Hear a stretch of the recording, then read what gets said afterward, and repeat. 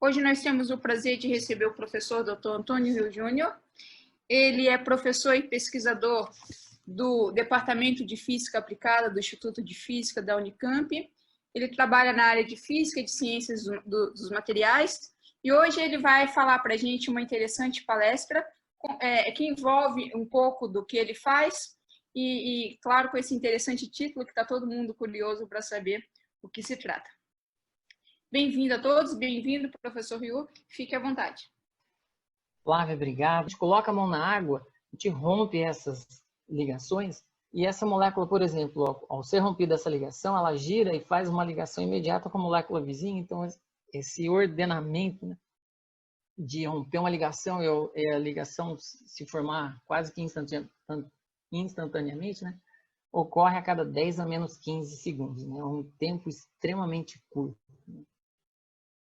E aqui eu trago uma outra anomalia que talvez muitos possam não conhecer. Né? Se a gente coloca dois beckers, né, eles com água até o topo, né, a gente toca as duas superfícies, se eles forem afastados naturalmente, a água ela corre, né, por essas laterais aqui.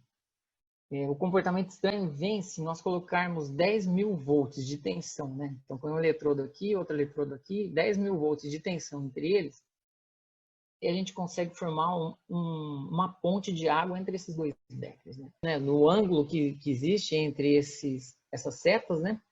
E a superfície onde ela toca. Então eles fizeram modelamentos, fizeram testes, né, com microscopia de força atômica, então eles mudavam, né, verificavam qual que era a força de interação quando era completamente perpendicular, quando era inclinado, mudando o ângulo de inclinação. Eles fizeram uma série de testes, né, e acabaram mapeando a lagartixa por completo aí. Outra coisa que eu acabei esquecendo, eu tive só um slide, é que a natureza é tão perfeita que a disposição que existe, né, de distância entre os dedos, né, na patinha da lagartixa, também teve um designer muito bom, porque ele permite uma distribuição de forças, né, perfeita na área, né, na superfície que ela toca, né, e à medida que ela dobra, né, a palma da patinha dela aqui, ela controla, né, a força de aderência que ela tem sobre aquela superfície. Né? Então, completamente adaptável. Então, bom, tentando imitar, perdão, só colocar as imagens aqui, tentando imitar o que a natureza faz com excelência, né, o pessoal eles pegaram algumas estruturas, né, são esses tubinhos aqui, ó, são nanotubos de carbono. Então, o grafeno que eu mostrei lá atrás, né, se a gente enrolar aquela folhinha e formar um canudo, né, a gente tem um nanotubo de carbono.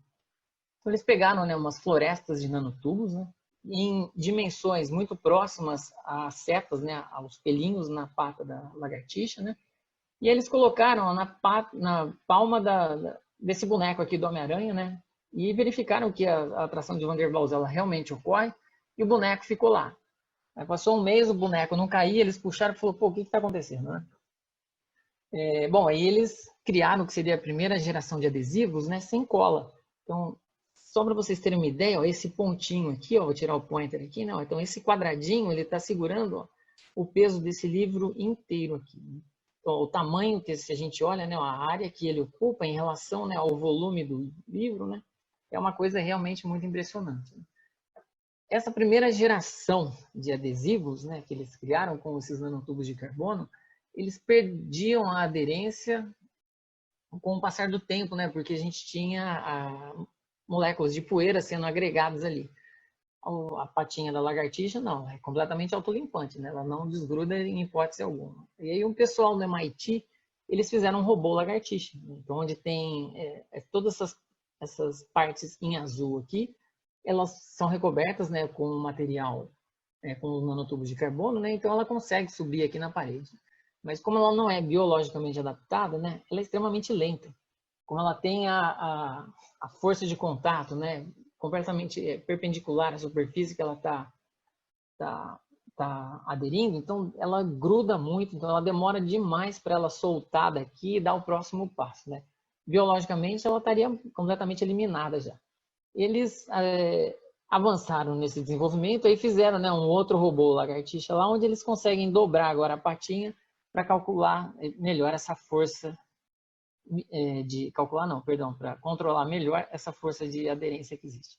E a segunda geração de nanotubos que eles fizeram já era autolimpante. Então, a medida, já fazendo, né, uma analogia ao que ocorre no sistema biológico, né? Então, quando engloba uma partícula de sujeira, à medida que ela anda, né, os próprios pelinhos eles acabam expulsando, né, empurrando essa molécula aqui, e aí essas daqui que estão livres, elas pegam a, a, a interação com a superfície logo abaixo, né?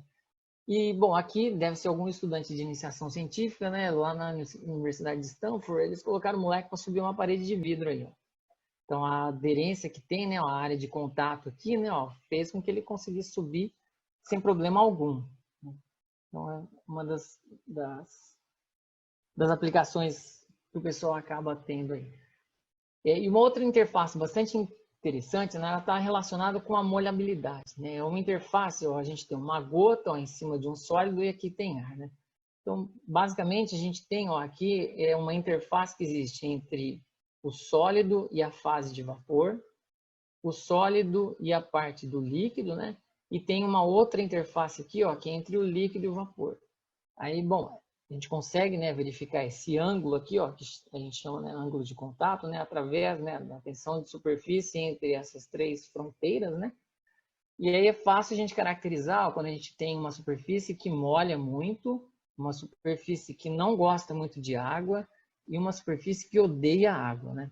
Então seria o hidrofílico, né, amigo da água, o hidrofóbico, né, não gosta de água, né, que seria o cascão. E o super hidrofóbico é que ele odeia a água não fica naquela superfície em hipótese alguma. Bom, e dentro de alguns desses desenvolvimentos, né, eles acabaram descobrindo que se a gente controla a rugosidade da superfície, né, onde a gota é colocada, essa rugosidade, né, que é gerada aqui, acaba controlando esse ângulo de contato aqui, né, que existe entre a gota e a superfície logo abaixo dela, né? O efeito mais famoso que a gente conhece é o efeito da flor de lótus, né? Então, a flor de lótus, ela cresce num ambiente pantanoso, né? Bastante sujo, mas ela está sempre limpa.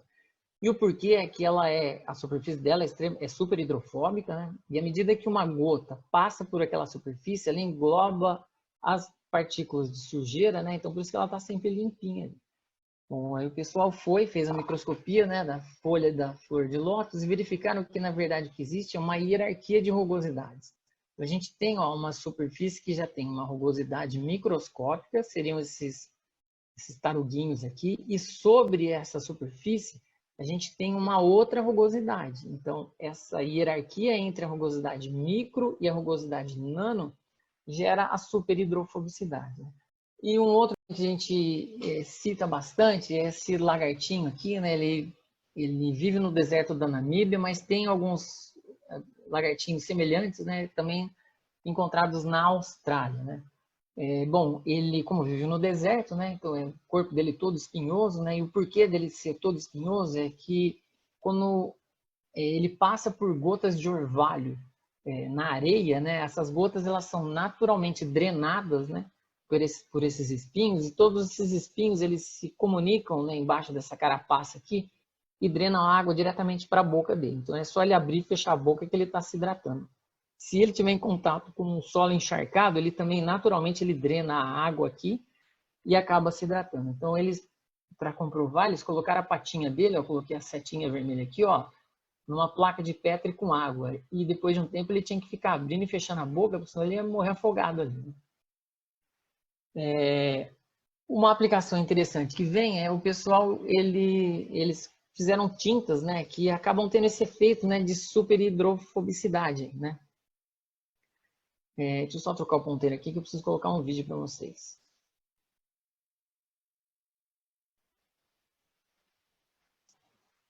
Peraí que não travou aqui.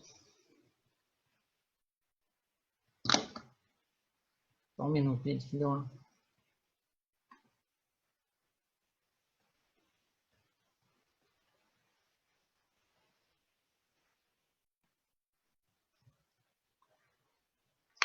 Bom, essa região mais escura aqui, ó, é a região que está com a tinta superhidrofóbica, né? Mas tem outras aplicações. O pessoal faz esses recobrimentos superhidrofóbicos também em tecidos, né? Então, tecido no mancha, ou faz recobrimento spray, né, em tênis ou em celulares, né? Pode cair na água que não tem problema. E eu achei essa aplicação extremamente útil, né? Porque era uma região de bares lá em Frankfurt, na Alemanha, né? Vou colocar só um pouquinho para frente, ó. Então eles estão falando o incômodo, né, dos moradores locais, porque o pessoal entre um bar e outro vai fazer xixi, né, no muro ali, né? Então eles pintam a parede, colocam avisos, né? Então aqui é o recobrimento, né, super hidrofóbico, aqui é a parede normal, né? Então esse seria o efeito que tem, né? Então, em princípio, o mijão aí, né, vai acabar urinando no próprio pé, né? Então bate e volta. Com a força que vai é a força que vem, né?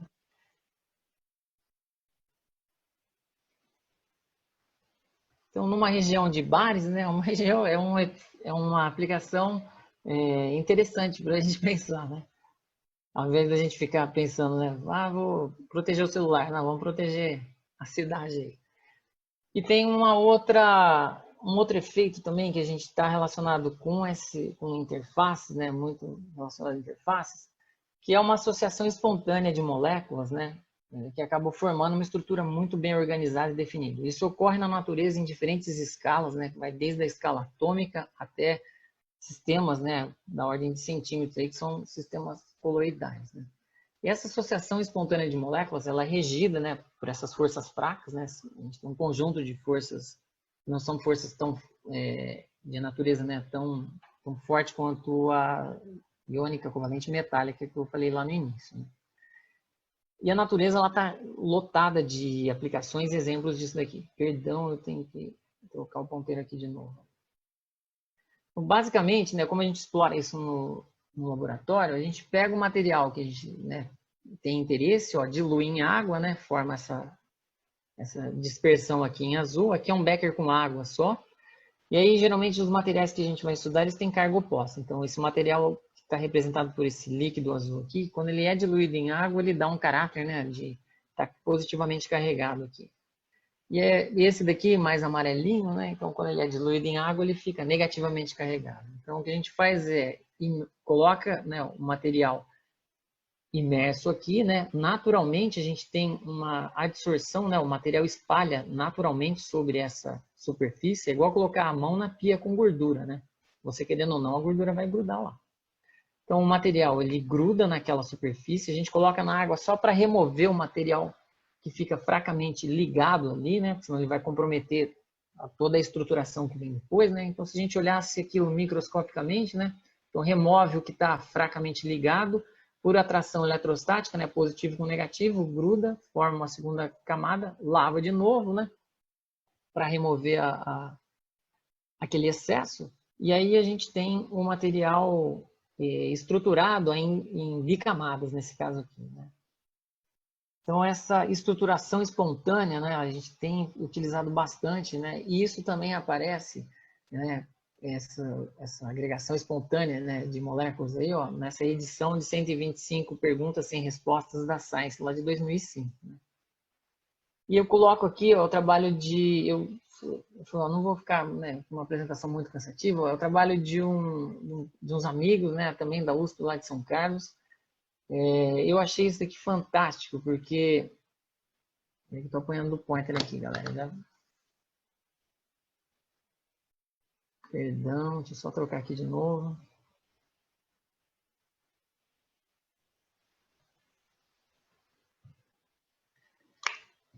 Bom, aqui a gente consegue vários exemplos de uma vez só, né? Então, ó, tem um controle de superfície para que as gotas elas fiquem nesse formato esférico aqui. Então, não pode ser uma superfície hidrofílica, né? Então, a superfície aqui de baixo, ó, a água não gosta dali para ela ficar nesse formato esférico. Então, nesse lado aqui, ó, tem um material, né? Por exemplo, é um dos materiais que estava num dos beckers lá, né? Esse daqui eu não lembro se era o positivamente carregado ou esse daqui o negativamente carregado. O material que coloca, né? Eu vou soltar o vídeo e vou falando em cima que é mais fácil,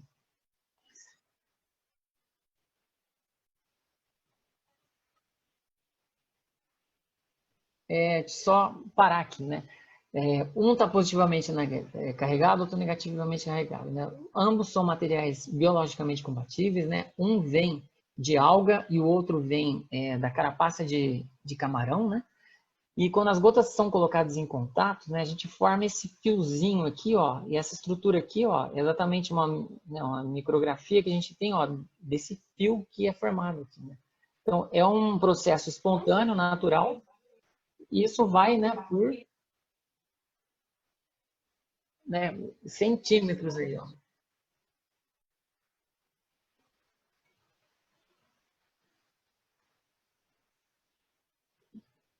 Vou esperar ele falar mais um pouquinho, só para vocês mostrarem, né? Aqui tá, ó. Ó, o da esquerda é a base de camarão e o da direita é a base de alga, né? Então, ambos biologicamente compatíveis.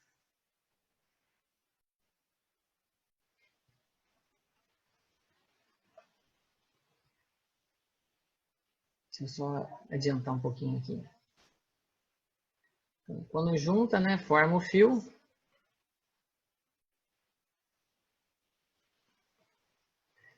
E esse, opa, perdão, deixa eu voltar um aqui. E esse alinhamento que ocorre, né, na formação dessa fibra, né, ele é fantástico, né? É espontâneo, né? Ocorre, então aí de novo, né, a gente tem um fenômeno de interface, não necessariamente agora entre líquido e sólido. Agora aqui a gente tem a relação interface entre líquido e líquido, né? Como os materiais eles ficam ordenados, né, que a gente consegue verificar isso daqui perfeitamente, né? E são de materiais biologicamente compatíveis, né? Inicialmente eles pensaram nisso para suturas, né? Então você pode fazer, né, o ponto interno lá no paciente e esquece o ponto lá, você não precisa tirar porque o material é absorvido pelo seu organismo à medida que vai cicatrizando também, né? Aí depois que sobrar o seu organismo ele elimina. E uma outra aplicação também que o pessoal pensou nisso, né, sendo biologicamente compatível, você pode recobrir com algumas moléculas de interesse, de maneira que facilite, né, o crescimento orientado de células nesses fios aí que eles acabam fazendo, né? Deixa eu voltar para o pointer aqui. Aí um outro exemplo que a gente tem também que eu acho fantástico, né? Essa estrutura que a gente tem aqui, ó, é a pele do tubarão, né? Então, naturalmente, eu já lembro o aerofólio, né, ó, de um carro de corrida, né? E aí, deixa eu começar com o carro de corrida, depois eu subo ali de novo. Ó. Então, bom, eles têm o desempenho que eles possuem, né? Porque esse design que ele tem facilita a passagem, né, do ar quando ele está em movimento, né? Se o carro corre nessa direção, né, o ar vai nessa direção. Se ele não tem um design apropriado, nessa turbulência aqui formada aqui atrás, ó, é como se fosse uma força de arraste, né? Então o carro se move nessa direção, né? E essa força puxa ele para cá. Ó. Então o carro, né, com um design apropriado, ele tem essa força de arraste aqui, ó, menor, então ele desliza mais. Né? E o fantástico da pele de tubarão é que essa elipse central aqui, ó, a gente está imitando o corpo do tubarão aqui, né? Então a gente está imaginando, ó, que o tubarão ele está indo, ó, da direita para a esquerda aqui. Então, o tubarão ele se movimenta nessa direção. Quando o líquido, né, a água passa, né, por essas estruturas aqui, ó, então ela tem, né, esse caminho aqui indicado por essas setinhas, né? Então, e aí isso daí forma ó, essa turbulência ó, que antes né, dava uma força de arraste contrária à direção de deslocamento, ó, acaba empurrando ele, ó, porque o deslocamento dele é nessa direção. Né? Então, essas camadas, né, essas forças de turbulência, perdão, elas acabam sendo direcionadas para a direção ó, de movimento do animal. Então, altamente adaptado, né, completamente adaptado no meio que ele vive. E, bom, quando eles né, descobriram isso daqui e colocaram nas roupas de natação, era um recorde batido a cada semana. Né? Tanto que foi proibida, essas roupas elas foram proibidas pelo Comitê Olímpico. Né? E, bom, era fantástico, né? Porque quando o Loki saíram, né, alguns nadadores eles chegavam a quebrar até 2 dedos tentando entrar dentro desses swimming suits aqui. E a orientação que eles colocavam, né, seria essas escamas aqui, ó, no tecido, era completamente adaptado também para a região, né? Então a água em contato com essa região deveria fluir num sentido, né? Na coxa deveria ter uma outra fluidez. Então em diferentes partes do corpo, né? Tudo muito bem adaptado para o cara literalmente deslizar sobre a água. Perdão. Uma outra aplicação, né, que eu gostaria de falar para vocês também, ó, que está muito relacionado, né, com superfícies, né, são sensores de tato, né, de pressão. Então a gente tem, né, alguns que eles sentem, né, a pressão que existe, né, entre uma superfície, ele consegue indicar através de um sinal elétrico, por exemplo, né, ou se você está deslizando o dedo sobre aquela superfície, a gente consegue mapear isso também. E até mesmo sobre se você passa o dispositivo sobre uma superfície, como uma moeda, por exemplo, ela tem a sensibilidade que a gente tem com o próprio dedo, né? Outra coisa que tem surgido bastante são essas tatuagens eletrônicas aqui, né? Então a ideia é você fazer um dispositivo eletrônico que você passa na pele da pessoa, né? E faz um monitoramento de atividades biológicas aí. Bom, aqui eu coloco, são outros dispositivos que eles têm feito, então algo que dobra, né, sobre uma interface. Aqui de novo, né, ó, esse TFT, ó, onde tem essa manchinha aqui, ó, é um transistor muito fino, que foi colocado sobre a pele de uma pessoa, né, e aqui é a resposta elétrica desse dispositivo aqui, né. Então, à medida, né, esses sensores de movimento aqui, né, por exemplo, à medida que você dobra o dedo, ou seja lá o que for, né, você estica a mão, você consegue verificar isso através de uma variação de um sinal elétrico, por exemplo, né? E, bom, eu fiquei fã, é uma professora da Universidade de Stanford, né, a Zinambal, né, esses resultados são resultados da Zinambal. Eles têm ido um pouco além, eles têm misturado várias, né, implementado várias tecnologias, ó, de novo, né, uma interface. Você coloca isso no braço da pessoa para fazer um monitoramento contínuo, por exemplo, de batimento cardíaco, né? Através do suor você pode pegar informações também para verificar qual o estado de saúde daquela pessoa. Esses implantes eles têm ido em áreas, em todos os sentidos que vocês possam imaginar, né? Eles, por exemplo, eles fizeram uma interface com a córnea de um deficiente visual de nascença, né? E através da interface que eles colocaram ali, ele começou a receber sinais, né? Ele percebia sinais luminosos, né? Para quem não tinha, né, nenhum tipo de informação visual, ele passou a ter, né, diferença entre claros, diferentes tons de cinzas, né? E isso também é uma coisa extremamente fantástica, né? Aqui é uma lente de contato, né? Essa lente de contato ela tem um LED, né? Uma luzinha, né? Que só é acionada a partir do momento que o nível de glicose da pessoa ela cai abaixo de uma determinada taxa. Então, ela na lente de contato, né, ela sente uma luzinha vermelha ali, e aí ela sabe que está na hora dela injetar insulina ou tomar a dose de insulina dela. Eu vou falar um pouco agora do que a gente tem feito, né? Então, é uma outra interface, né? É um filme, né, muito fininho que a gente coloca em cima de uns eletrodos, né? E a gente tem utilizado isso como uma língua eletrônica, né? Um sensor de paladar, né? Então, antes de falar da língua eletrônica, a nossa língua, né? Geralmente ela tem regiões com papilas distintas, né? A gente tem 4 grupos distintos de papila. E no século XIX eles falaram, bom, caiu nos livros, né? Didáticos, né? Que na realidade a gente tem, né, a sensação de doce nessa região, o salgado onde está azulzinho aqui, o azedo mais nessa lateral e o amargo lá no fundo. Mas isso é falso. O que os fisiologistas eles têm certeza é que nós temos, né, todas as papilas elas reagem, né, a todos os paladares. O que eles não têm certeza é se esse grupo de papila ele reage mais àquele paladar.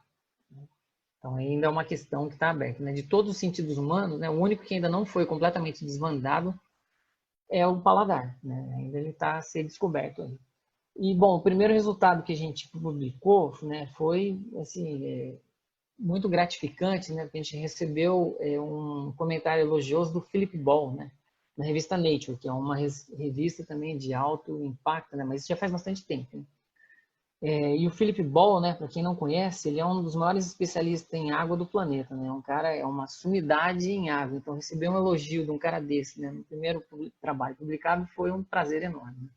Então aqui rapidamente, né, então a gente tem, ó, salgado, azedo, amargo, né, doce e água. As concentrações, né, que o açúcar estava na água aqui, a gente não percebia se colocasse na boca. O sal também, a quantidade de sal, ela era muito abaixo da nossa percepção biológica, né? A gente colocou também com alguns contaminantes, né? A água com alguns contaminantes aqui.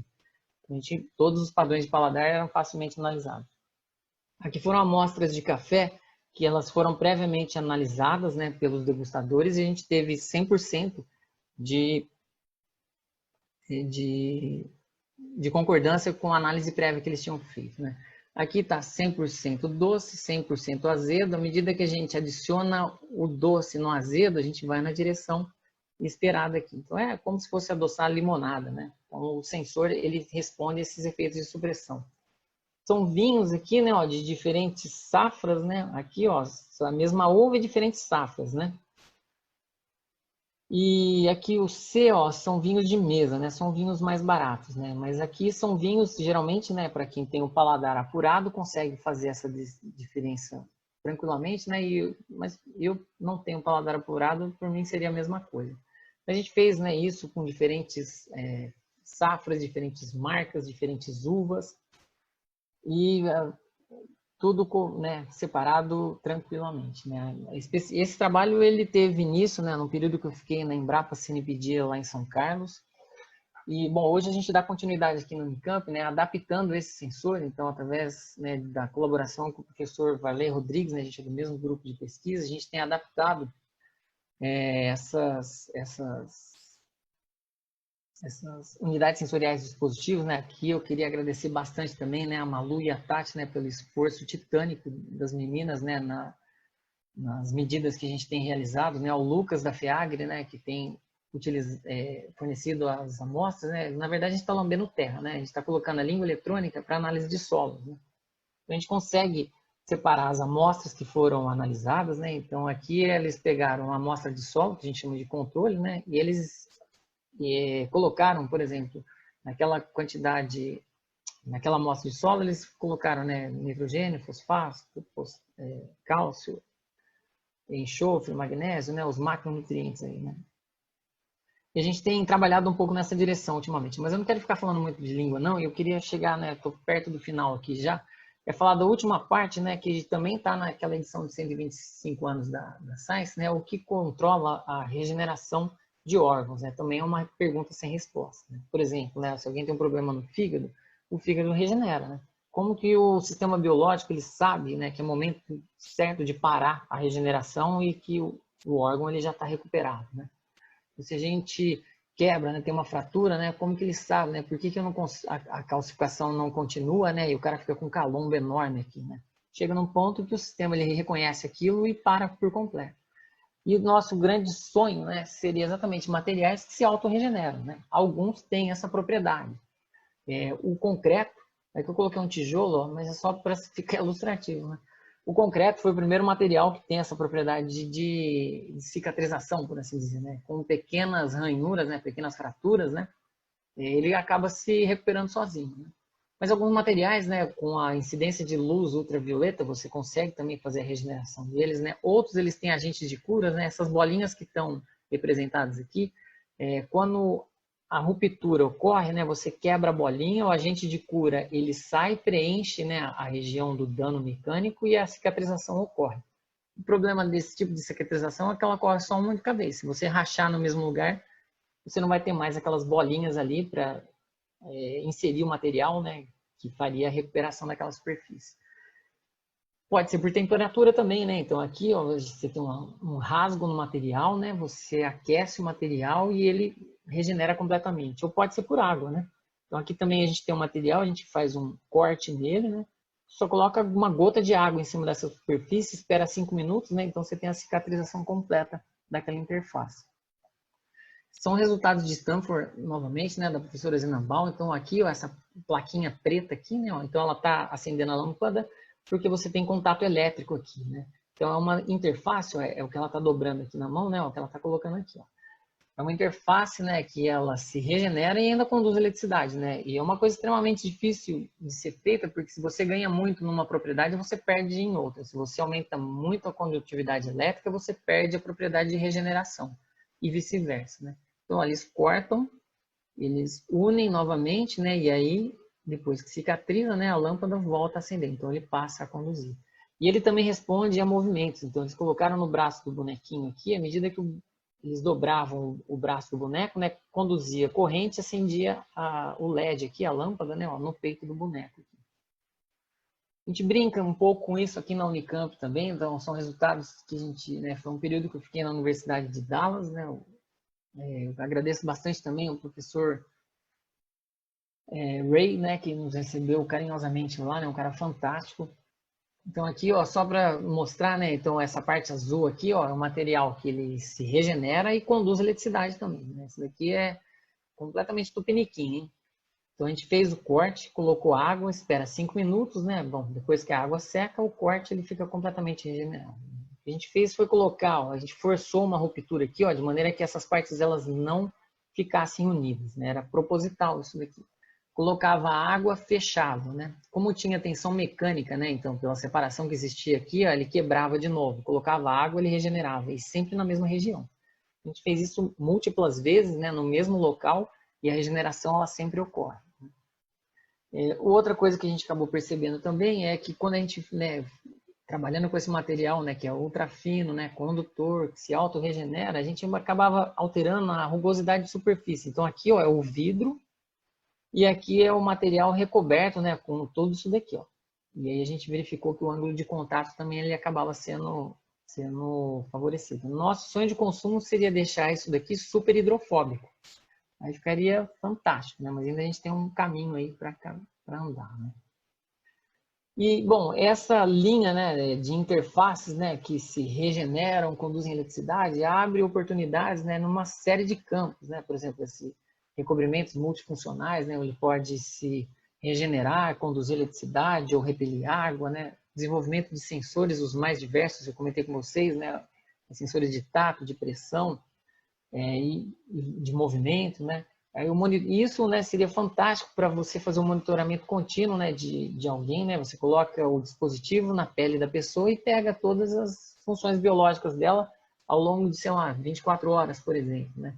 Eles podem ser facilmente, né, adaptados em várias aplicações biológicas, né? A gente tem resultados também, ó, eu não estou mostrando porque eles não são resultados publicados, né?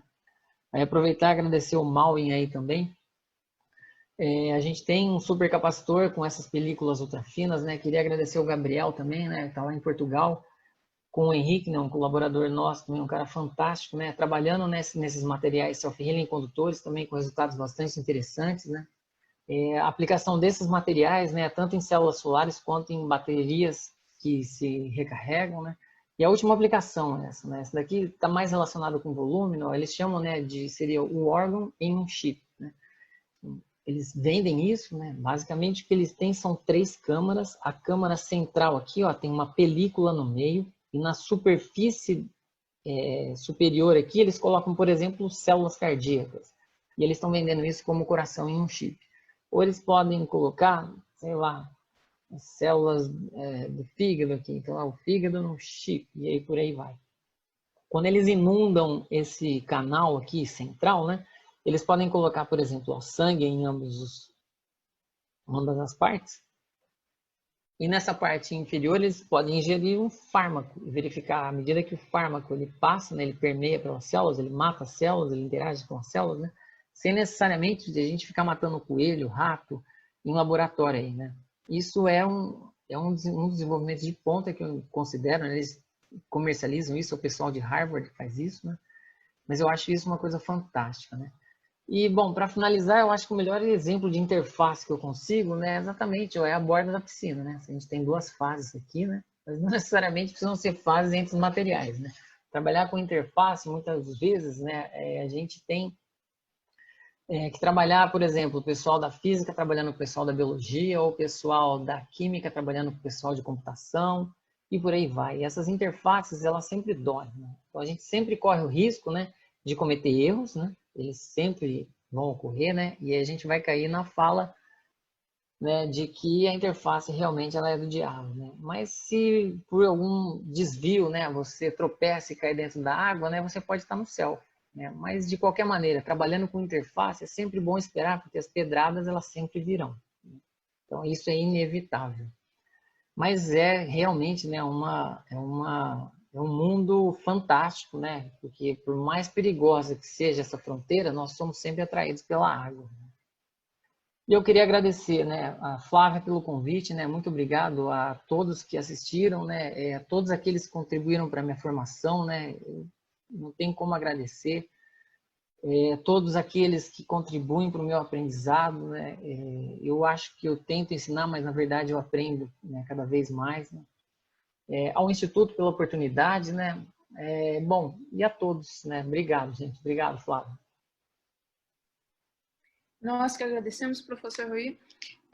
Nós vamos abrir agora a parte das perguntas e vamos seguir o que temos feito nas últimas palestras. Quem estiver participando aqui pelo Zoom, por favor, levante a mão, se quiser fazer uma pergunta verbal diretamente para o palestrante. Levante a mão que a gente vai organizar de forma que todo mundo consiga fazer a sua pergunta. E também podem fazer a pergunta via o chat. Infelizmente, dessa vez o Facebook não funcionou, então a gente só vai ter perguntas aqui mesmo direcionadas no Zoom. Então as perguntas, de novo, podem ser feitas tanto via o chat quanto verbal. Verbal, por favor, levantem as mãos que a gente vai abrindo aí as oportunidades para vocês elaborarem as perguntas. Obrigada.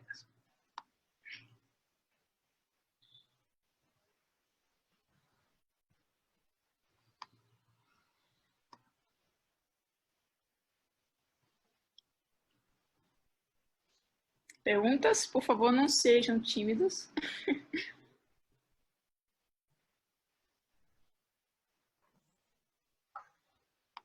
Alô? Oi. Ô, Totó, é o Felipe aqui de Seattle, tudo bom? Ô, Felipão, e aí, velho?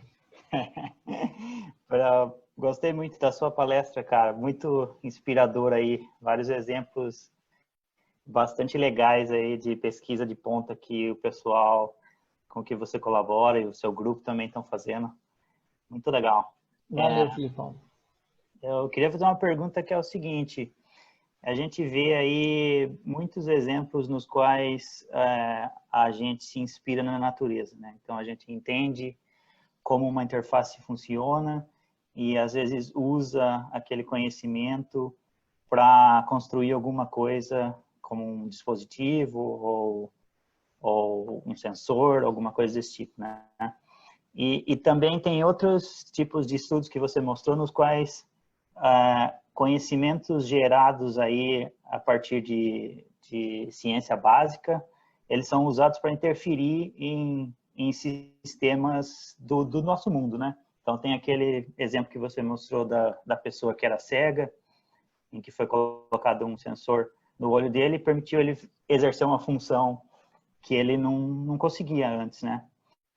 Então a minha pergunta é a seguinte: você acha que daqui para frente vai ser mais esse segundo tipo de estudo que vai prevalecer? Ou você ainda acha que tem muita coisa, muita interface aí no mundo afora, em todos os sistemas biológicos e físicos que ainda a gente não entende? Qual que é a sua opinião, assim, você que conhece mais essas áreas? Bom, não conheço muito não, Filipão, mas meu palpite é que realmente não, a gente não conhece nada, a água que o diga, né? Uma molécula tão simples e tanto ainda a ser descoberta, né? Mas em termos de interface, né, a interface com a biologia, ela naturalmente ela se desponta, né? Isso é inegável. E os desenvolvimentos nessa direção, né, eu não tenho a menor sombra de dúvida, né, eles vão predominar durante um bom tempo ainda. Então a onda ela está se formando nessa direção. Então quem conseguir caminhar sobre ela vai surfar bem durante um bom tempo.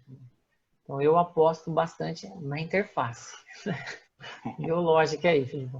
Você acha que ainda tem muita coisa ainda que a gente pode descobrir e usar como conhecimento? Então, tem bastante, ó, tem muita, né? E aí, como você falou, a ciência básica ela é fundamental, né? Apesar a pedrada ela vem de diferentes direções, né?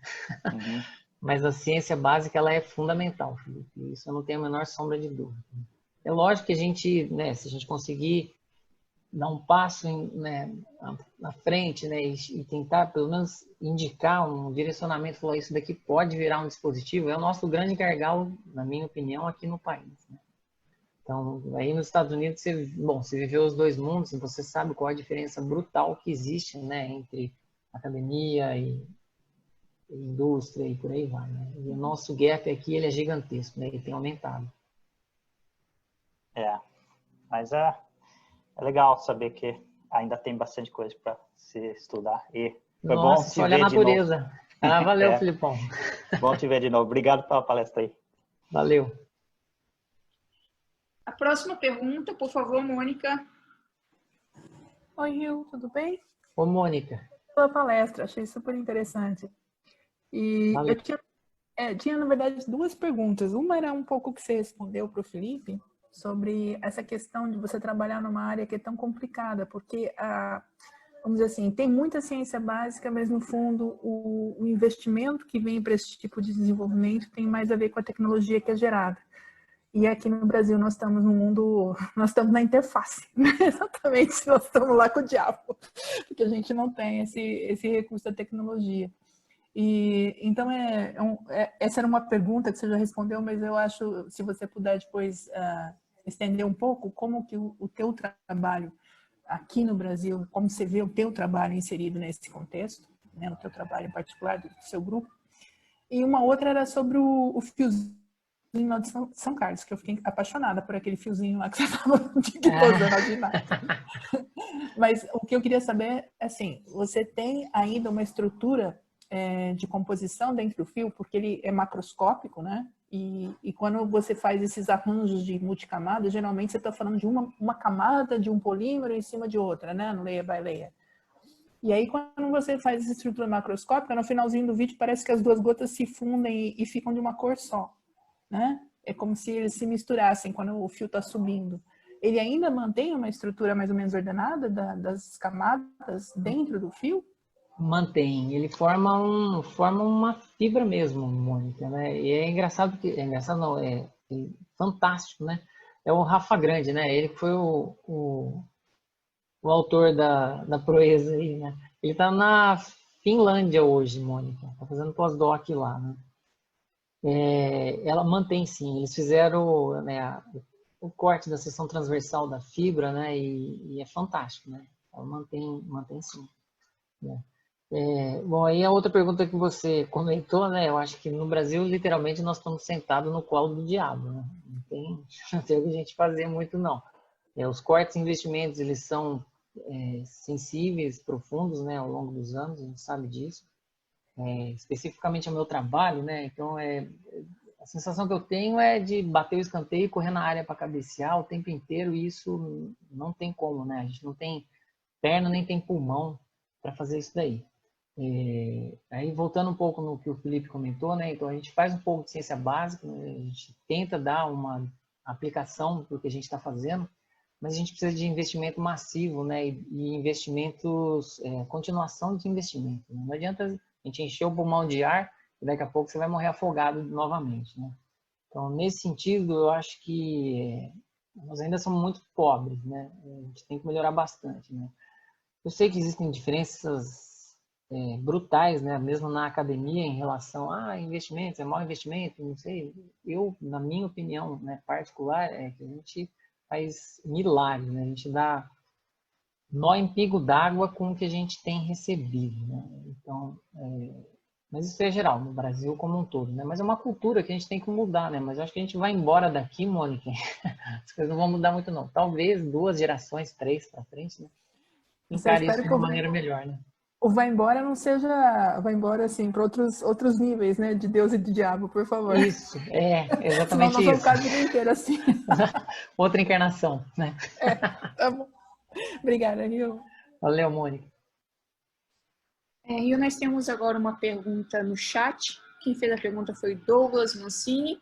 E a pergunta é: como se dá a interação da água com a superfície self-healing, dado que essa superfície é hidrofóbica? O Douglas, aí a gente tem que tomar cuidado. Ó. Ela é hidrofóbica, né? Mas a gota rola por ela, né? À medida que ela passa por aquela, só de você deixar ela parada naquela região, aí é uma outra mágica que ocorre também. Quando a gente forma essas interfaces self-healing, no caso aqui eu mostrei no finalzinho aqui, ó, deixa eu até voltar, né? Aproveitar que tá aqui, né? Então, nesse caso aqui, Douglas, né? Quando a gente forma essa camada aqui, então, na verdade, né, essa parte preta aqui, ela é formada como se fosse uma lasanha. Você tem uma camada de um material, camada de outro material e por aí vai. Então, o contato da água com essa superfície, ela permite que naquela região, né, a gente tenha mobilidade de cadeias, né, do material, né, que está formando aquela estrutura, né, e ela é feita propositadamente nesse sentido. E isso permite, né, através dessa mobilidade de cadeias na presença da água, né, que a gente recupere o dano mecânico que foi causado. Né? Então, isso vem já da receita lá atrás, quando a gente forma essas camadinhas aqui. Né? A gente brinca, né, que com Becker e prendedor de roupa, a gente faz nanoestruturação de materiais. A gente faz. Né? Mas tem mais coisa entre o céu e a terra que a nossa filosofia. Então, tem mais coisas aqui escondidas que a gente não mostra. Mas, basicamente, é assim que a gente tem a cicatrização ocorrendo nessas superfícies aí. Aqui a gente tem a prova dela. E outra coisa que chama a atenção, ó, que a largura do rasgo é quase 10 vezes a espessura do filme. Né? Então, a gente tem trabalhado com vários diferentes fatores, né? Diferentes parâmetros aí, tentando otimizar essa interface. Mas ainda tem muito para a gente caminhar e muito para a gente pesquisar aí, né? Obrigada, professor Rio. Nós temos outra pergunta agora do Diego.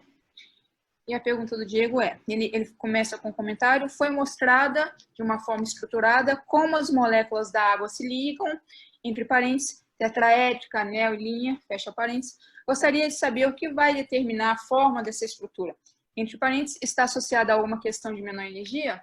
Fecha parênteses. Está sim, Diego. Bom, aí precisaria de um físico teórico aqui, né? Precisaria do Douglas aqui.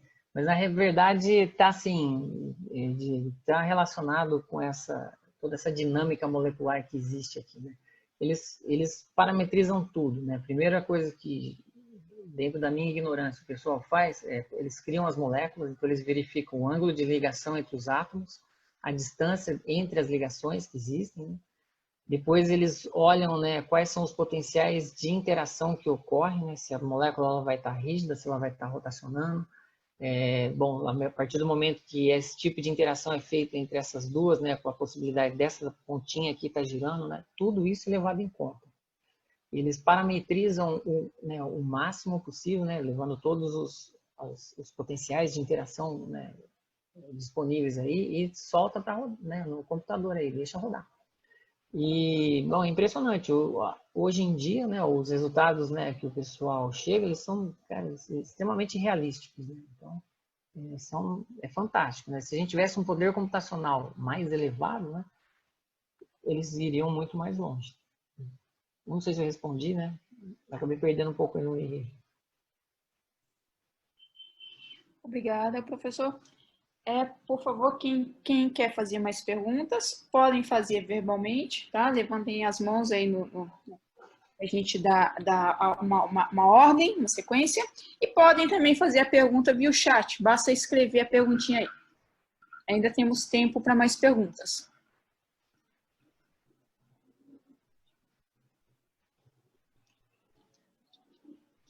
O Douglas Félix tem uma pergunta. Por favor, Douglas, se quiser pode ativar o seu microfone e fazer a pergunta verbal.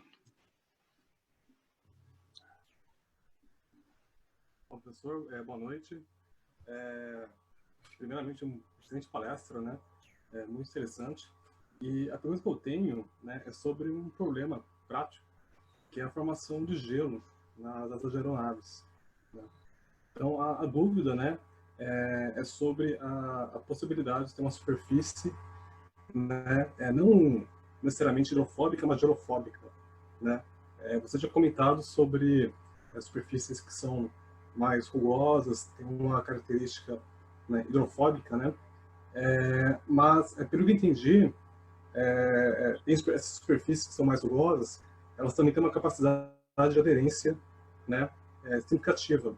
No caso de uma gota de água super resfriada, que entra em contato com uma superfície, né, hidrofóbica, muito que ela viraria gelo, ela iria aderir à superfície. E qual seria uma superfície, né, adequada para aplicação, né, em bordo de aeronaves para evitar, né, a formação de gelo nas asas de aviões? Nossa, Douglas, agora você me pegou, né? Bom, eu acho que o super hidrofóbico talvez evitaria, que a água super congelada ela passa a ter outras propriedades, ela entra em outras anomalias, né?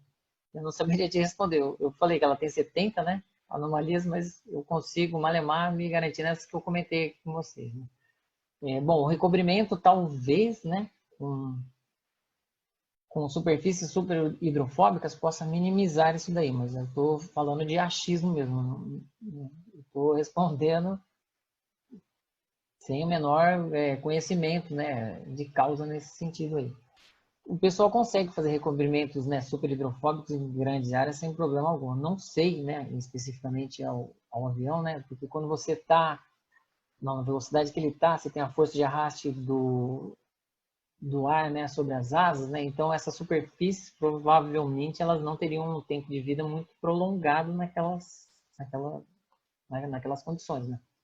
Mas eu acho que bom, aí depende do custo-benefício relacionado a isso, né? Você pode fazer sim, né, essa hierarquia de rugosidades, né, em princípio em qualquer superfície. O problema é o custo envolvido nisso, considerando a área de uma asa de avião, né? Então, existem recobrimentos mais fáceis, mas esse display que a gente passa no sapato, no celular, né, certamente eles não resistiriam nas condições de voo, né?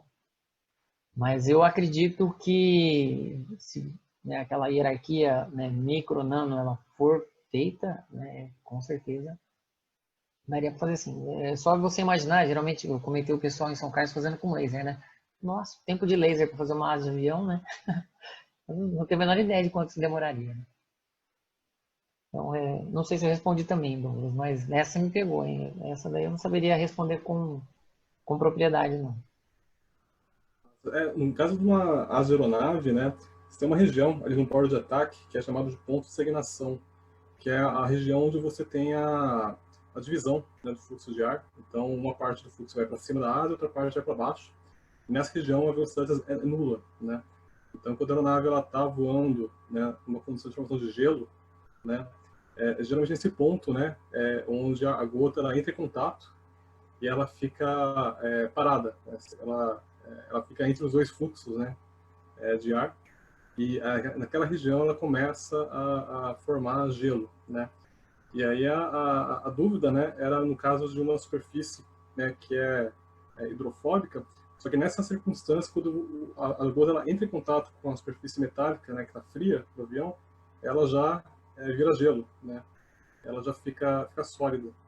E aí talvez, né, uma superfície com uma rugosidade, né, alta, né, teria o efeito inverso, né? A partir do momento que você tem a água virando gelo naquela região.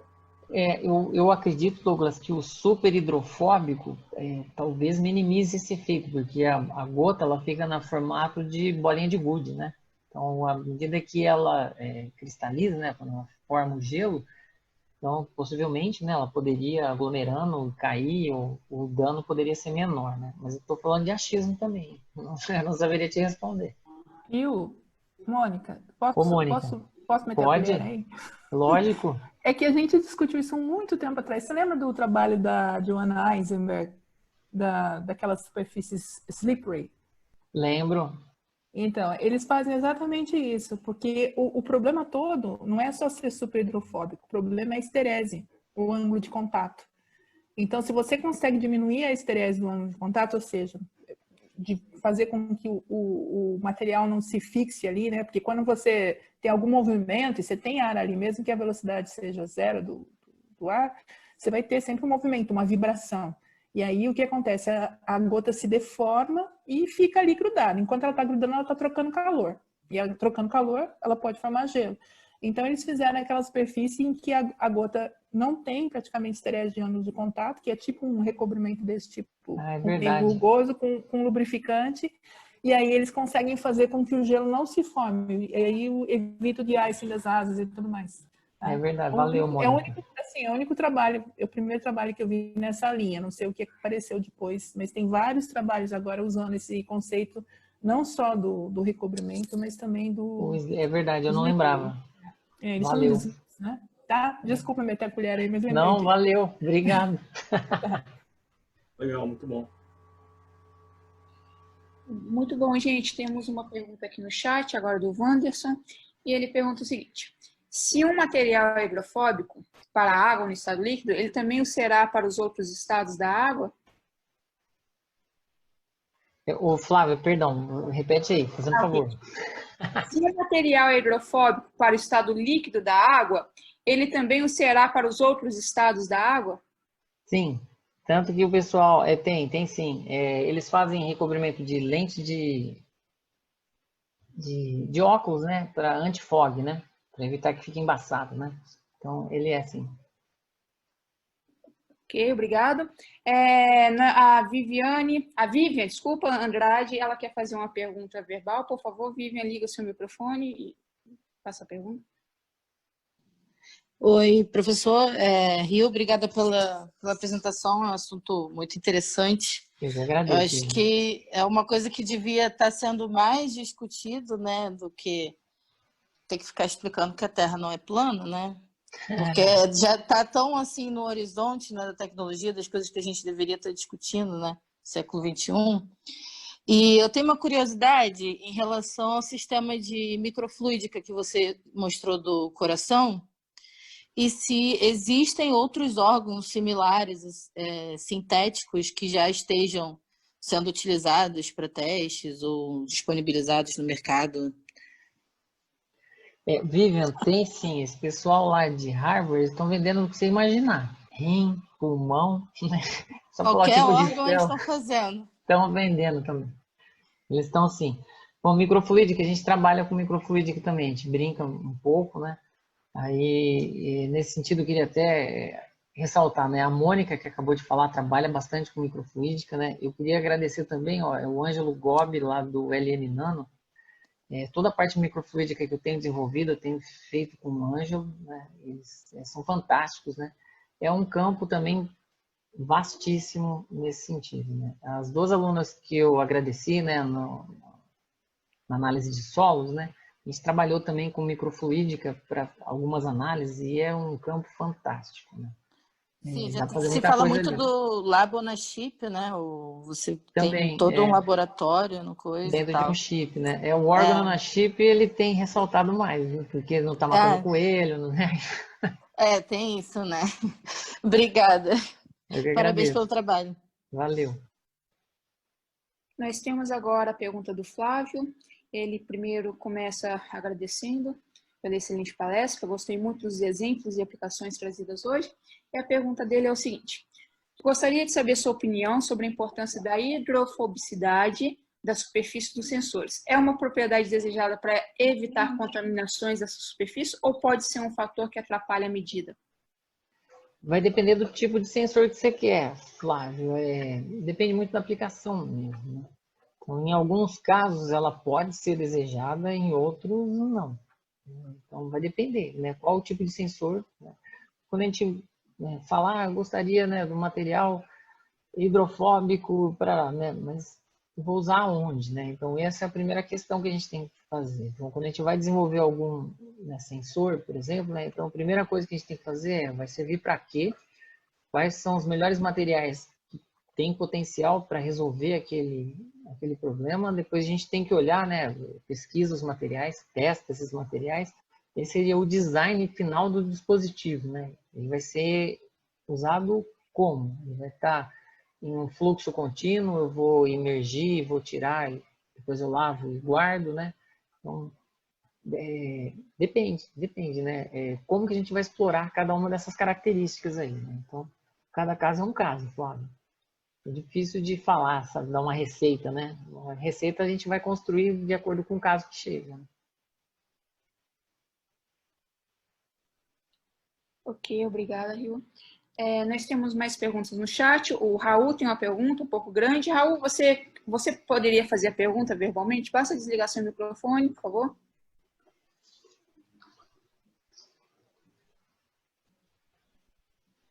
Boa noite, professor Rui, tudo bem? Tudo bom, Raul? Primeiramente, obrigado pela palestra, foi muito bacana. Eu que agradeço. A minha pergunta é mais ou menos assim: quando nós trabalhamos com semicondutores, normalmente nós medimos propriedades elétricas que nós chamamos de propriedades de Boole, né? Mas conforme nós vamos diminuindo essa espessura, essas propriedades elétricas, por exemplo, vão mudando, como o caso de Quantum Wells, né? E eu gostaria de saber a sua opinião, ou por que, por exemplo, essas propriedades elas vão mudando quando a gente diminui essa espessura do filme, para, por exemplo, algumas camadas atômicas, eu diria. Tá bom. Bom, Raul, agora essa é nevrálgica, hein? Bom, a gente tem vários fatores que acabam afetando, por exemplo, né, esses mecanismos de condução, né? Bom, especificamente, né, com os quantum wells, né, eu vou ficar te devendo aí, hein, mas geralmente, né, quando você vai saindo do volume, né, indo para uma interface, né, então os caminhos, né, que você tem, né, os estados disponíveis, né, que os elétrons eles podem acessar, né, eles são afetados, né? E aí você tem essas mudanças de propriedades também, né? Então aí tem vários outros parâmetros que podem influenciar isso também, né? Tanto essa disponibilidade de estados de condução que você tem, né, que certamente são afetados quando você sai do volume e vai para uma interface, né? Quanto também a distância que existe, né, entre esses elementos condutores aí, né, que formam aquela superfície, né? Então aí você tem vários, é um sistema bem complexo, apesar de aparentemente simples, é um sistema bem complexo, né? Tranquilo, professor. Obrigado pela atenção. Eu acho que eu não te respondi, mas eu te enganei agora, hein? Não, tranquilo, excelente. É uma pergunta que faz tempo que eu tenho, por isso eu acabo incomodando. Perfeito, obrigado, viu? Bom, nós temos tempo aí para mais uma ou duas perguntas. Alguém mais? Pode ser no chat ou então Henrique, Leonel, por favor, pode fazer a pergunta. Boa noite a todos. Eu queria felicitar o Raul por uma excelente palestra. O trabalho foi muito bom e foi uma visão geral do trabalho que tenho feito ao longo do tempo. Eu fiquei fascinado com os filmes autorregenerativos, né? E principalmente com o gap que é possível regenerar, não é? Cicatrizar, não é? Que chega a cerca de 250 micrômetros, não é? Sim? O Henrique, bom, prazer, né? Pô, Henrique, tá de madrugada aí, velho.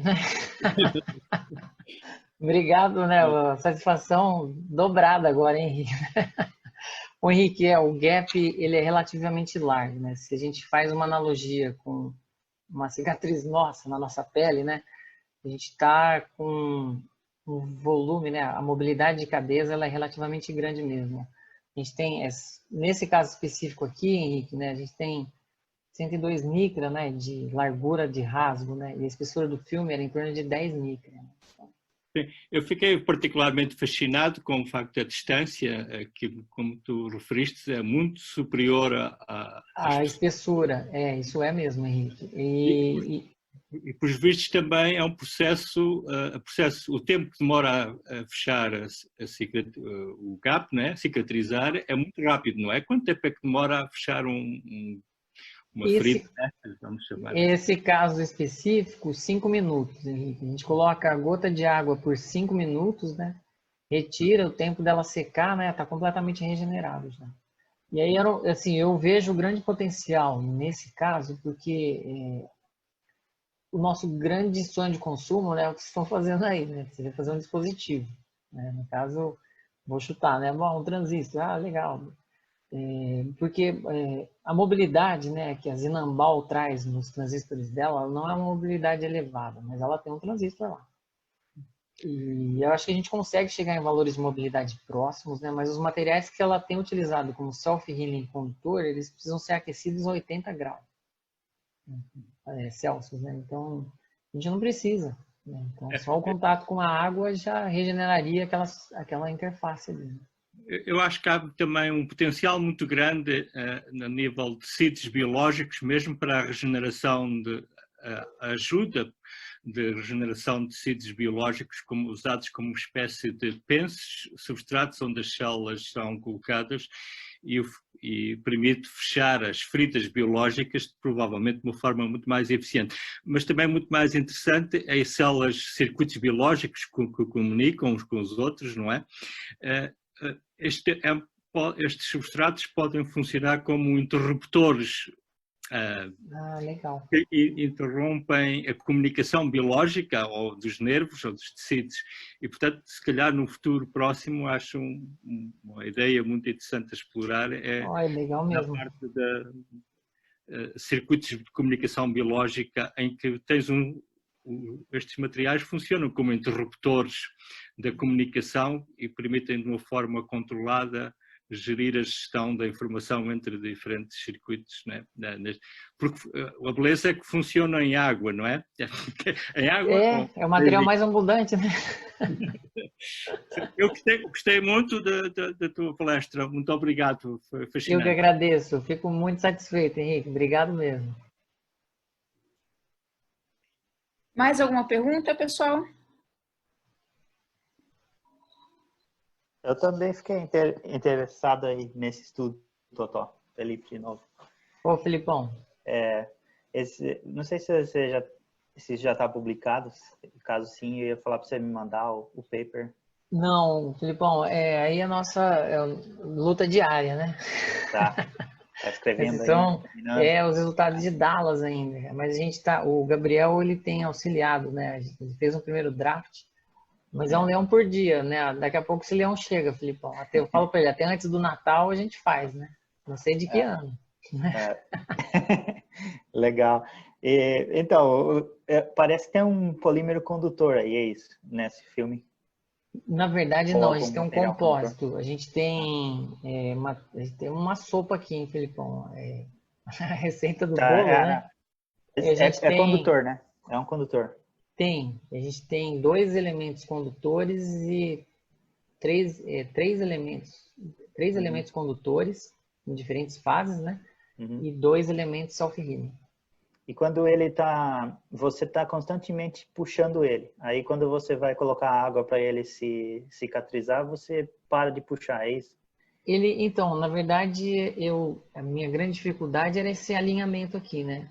Então, além de perder o cabelo, eu tô perdendo a visão. Então, ficava extremamente difícil, mesmo com o microscópio, né? Manter isso daqui de uma maneira que eu conseguisse controlar. Então, eu pegava seriam os microcontroladores, né? Onde eu fazia as medidas elétricas, né? Então, eu tentava, né? Com os micromanipuladores, aproximar de maneira que eu conseguisse, né? Ainda o gap, né? Dentro de uma região que dava regeneração, né? Acho que ficou uma manhã para tentar alinhar isso daqui. E aí eu fiquei extremamente surpreso, né? Que eu colocava a gota, aí esperava, né? Ele secava, né? Ele ficava pretinho, né? Sumia a parte do gap, né? O sinal elétrico ele recuperava. E aí depois de um tempo, né? Depois de uns 10 minutos que ele estava seco, ele começava a rachar e craquelava de novo. E eu achei aquilo fantástico, porque eu não precisava mexer mais nos meus micromanipuladores, né? E aí outra coisa que a gente verificou é que a resposta elétrica ela não era afetada também. Tá. Então, o que eu estava curioso é se isso aí, enquanto está cicatrizando, se ele está se elongando, se ele está ficando mais comprido. Parece que sim, né? Esse caso sim, Felipe, mas era a única maneira que eu tinha de fazer o rasgo na mesma região, que é outra coisa, né? Como que eu garanto o mesmo dano mecânico no mesmo ponto, né? Então, por isso que foi eu forcei a amizade aqui, ó, e manter o gap aberto. Não, mas eu tô achando isso interessante, eu tô achando isso legal, porque e se você deixar isso aí imerso em água, será que você consegue ir puxando cada vez mais, esticar isso aí, fazer um stretchable conductor? Agora você me pegou, hein?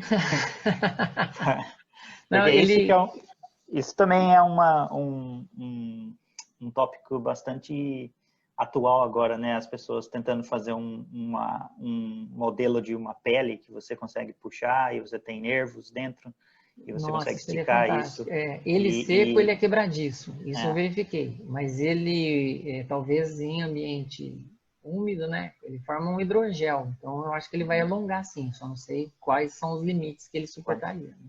Bastante legal. Depois a gente precisa conversar sobre isso aí. Bora lá. Valeu. Valeu, Filipão. Bom, então a gente encerra o Física para Curiosos de agosto por aqui. Eu gostaria de agradecer novamente ao professor Ryu. Muito obrigada pela excelente palestra, tá?